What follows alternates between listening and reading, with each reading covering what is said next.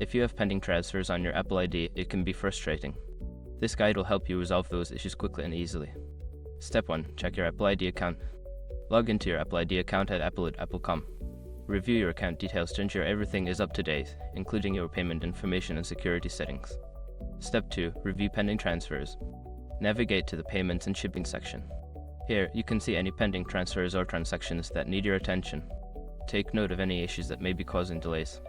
Step 3. Update payment information. Before filing a refund or dispute, use the Ishraq.com link in the description to open the refund dispute deadline calculator and confirm your deadline. Step 4. Contact Apple Support.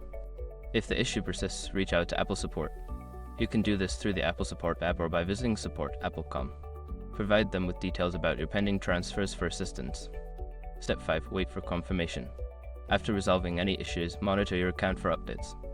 It may take some time for transactions to process. Check back in a few hours or days to confirm that the pending transfers have been completed. By following these steps, you should be able to resolve any pending transfers on your Apple ID. If problems continue, don't hesitate to seek further assistance from Apple Support.